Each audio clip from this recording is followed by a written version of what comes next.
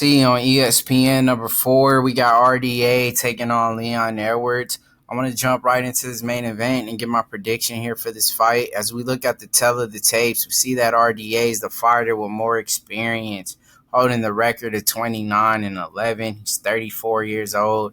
He's 5'8" inches tall, so he's going to be the shorter fighter. Leon Edwards is 6'inches tall, 27 years young, hold a record of 17-3. He's on a big win streak. You see that RDA is coming off a big win over Kevin Lee, where he subbed him in the 4th round by arm triangle choke. Most of RDA wins on his record are by decision, and most of his losses on his record as well are by decision. RDA is a former lightweight champ, and he's a crafty veteran of the game. He's someone we got to seriously take with a whole lot of respect. Leon Edwards is the fighter who holds 8 decision wins. So most of his wins on his record as well are by decision, and most of his losses are by decision. He holds wins over guys like Donald Cerrone, Gunnar Nelson, Brian Barberina, Vicente Luque. So he beat solid competitors in the UFC. He's on a big win streak. He's a younger, fresher fighter. He holds a nice reach advantage, and his speed is pretty much his best attribute. He mixes it up very nicely with his strikes. I think he's going to be able to outwork RDA here.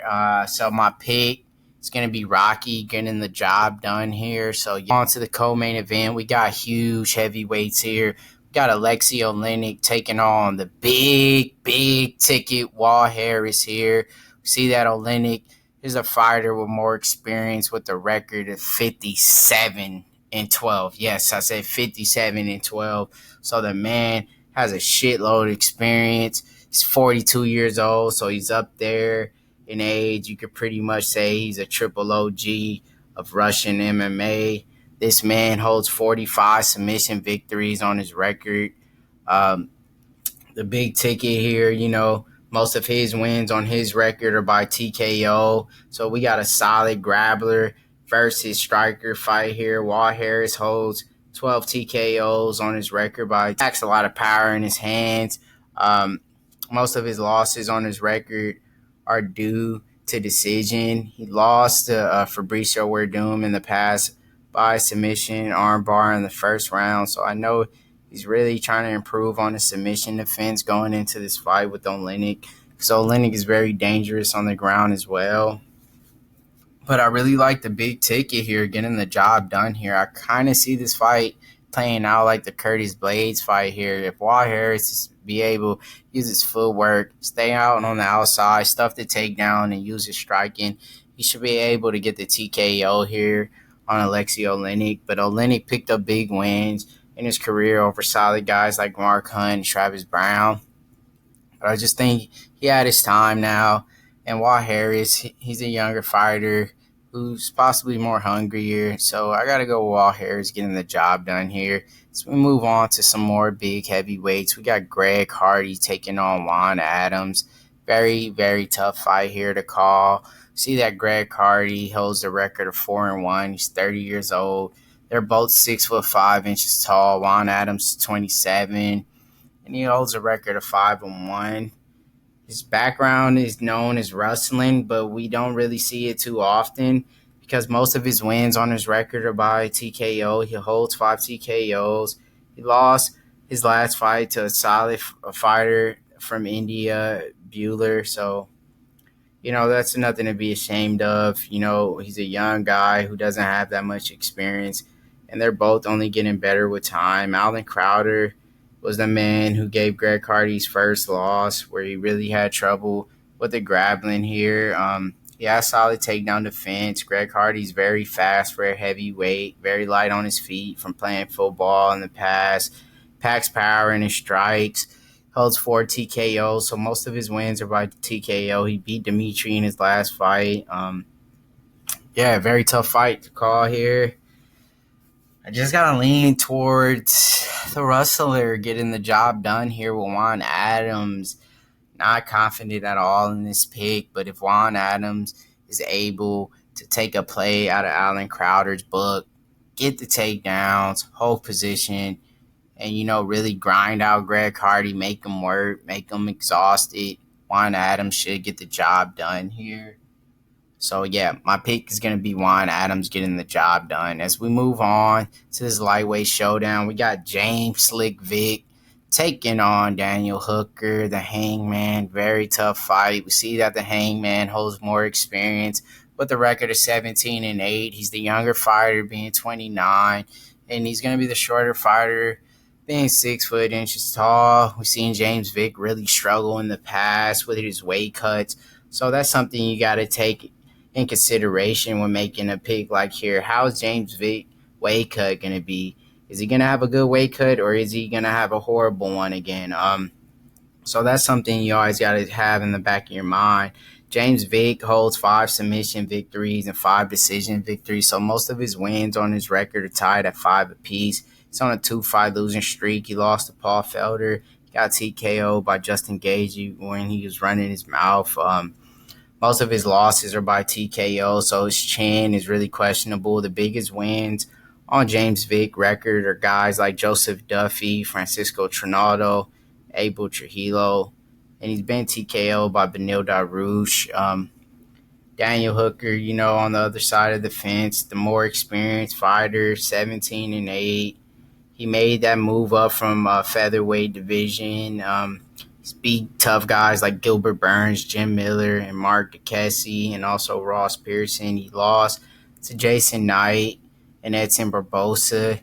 Edson Barbosa was really his toughest fight, and he lost to him by the 3rd round TKO. So that's nothing to be ashamed of. Edson is one of the best lightweights.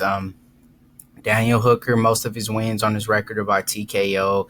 Most of his losses on his record by decision.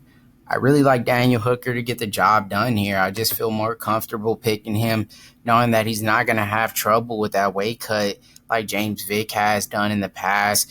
They even had talks with him maybe jumping up to welterweight, so that's probably be the best bet for James Vick here is maybe to move up to welterweight. He's a big lightweight, and he has a very tough time making that 155, so my pick is going to be the safer pick. We go on with the Australian. We got to go with the one and only fighter here out of New Zealand. We got Daniel Hooker getting the fucking job done here. So we move on to some more lightweights. We got Francisco Trinaldo taking on Alexander the Great Hernandez. Francisco Trinaldo is the fighter with more experience with a record of 23-6. He's 40 years old, so he's up there in age. He's a grandpa MMA pretty much. He's 5'9" tall. So is Alexander the Great. Alexander the Great doesn't have that much experience with the record of 10-2. He's 26 years old. Came off of a big win on his debut where he pretty much shocked the UFC, where he TKO'd a tough guy like Beneil Dariush. And he pretty much been hyped up ever since. He lost to Cerrone, and, that was pretty much his first loss here in the UFC. He also beat OAM. Most of his wins on his record are tied at 4 apiece between TKO and decision. He's been TKO once, and he's lost 1 decision.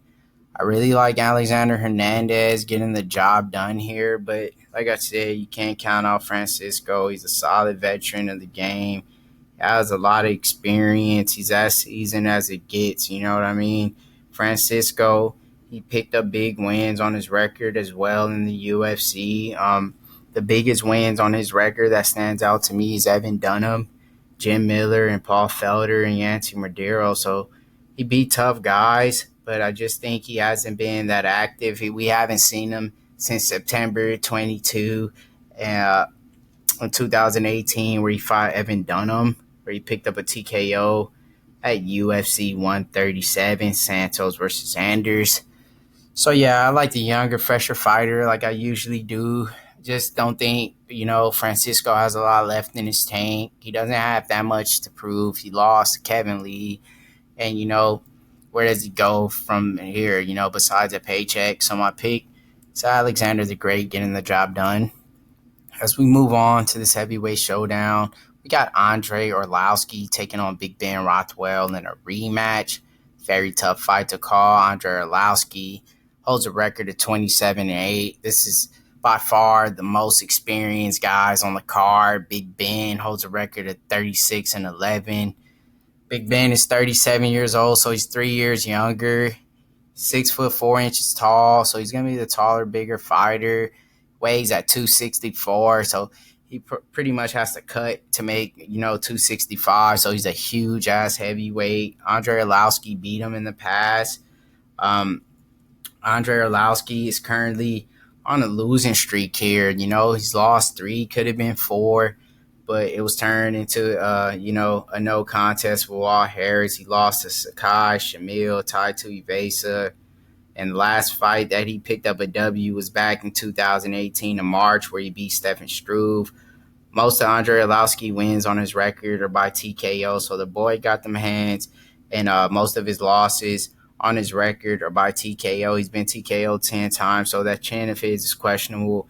But he hasn't been knocked out in a very long time. I mean, the last time he got TKO was by Ngannou back in January 28th, 2017.